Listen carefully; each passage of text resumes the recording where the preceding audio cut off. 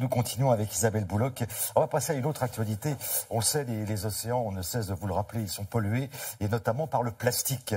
Et une fondation suisse, Race for Water, a lancé une odyssée à bord d'un bateau qui parcourt le monde depuis 6 mois. L'objectif, sensibiliser les populations à ce fléau et prouver qu'en valorisant les déchets plastiques avant qu'ils échouent en pleine mer, on peut préserver l'eau. Et Isabelle Bouloc a rencontré l'ambassadeur de cette expédition, c'est le navigateur Éric Loiseau.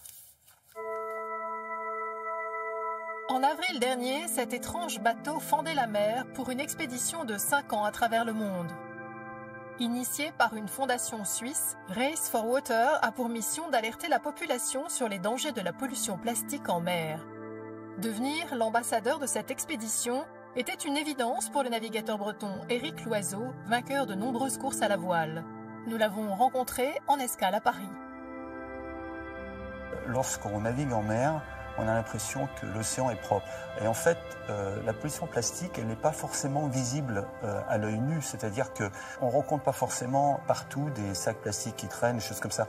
C'est beaucoup plus pervers parce que c'est la dissolution de tous ces plastiques qui arrivent dans les océans qui se transforment en microparticules. Et ce sont ces microparticules qui sont dans l'eau. Et donc, le problème, il est là.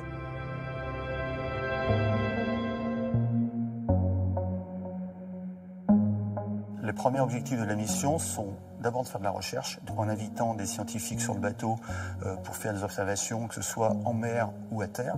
Et l'autre mission, en parallèle, c'est la sensibilisation des populations que l'on rencontre, alors que ce soit les dirigeants, les gens d'entreprise ou gouvernementaux, et surtout les enfants. On a beaucoup d'actions sur le bateau avec les enfants des écoles que l'on fait venir à bord. On leur montre les différents documents que l'on a avec nous. On leur explique les enjeux de la pollution plastique, la façon dont on peut lutter contre, etc. Actuellement, le bateau est en Guadeloupe pour une période de 3 mois.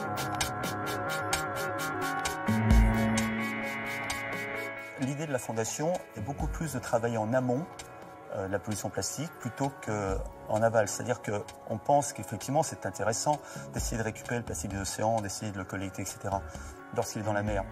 Mais il y a une alternative possible dans beaucoup de pays, c'est d'abord de récupérer le plastique avant qu'il aille dans la mer. Donc là, avec des collecteurs d'eau qui sont rémunérés, donc ils récupèrent les produits plastiques dans les rues. Et ensuite, d'abord du recyclage pur à partir des produits plastiques, refaire d'autres produits plastiques. Mais la partie la plus intéressante pour nous, ce qu'on est en train d'essayer de trouver, c'est des systèmes qui permettent de transformer le plastique en électricité.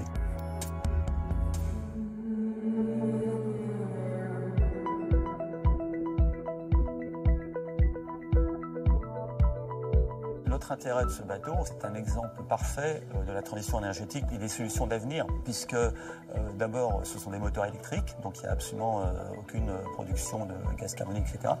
L'électricité est fournie par le solaire, par l'hydrogène, et en plus on a un troisième moyen de propulsion qui est le kite. En fait on a un kite, une voile, donc qui tire le bateau lorsque les vents sont favorables et qui se font gagner en vitesse 2 ou 3 nœuds.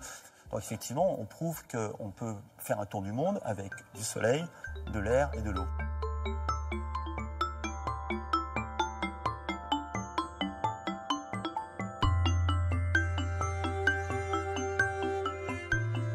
Cette expédition va poursuivre son périple à travers le monde jusqu'en 2022.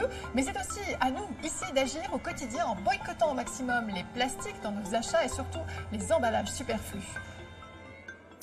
Merci beaucoup Isabelle, et puis un salut amical à Éric Loiseau qui doit nous regarder ce matin.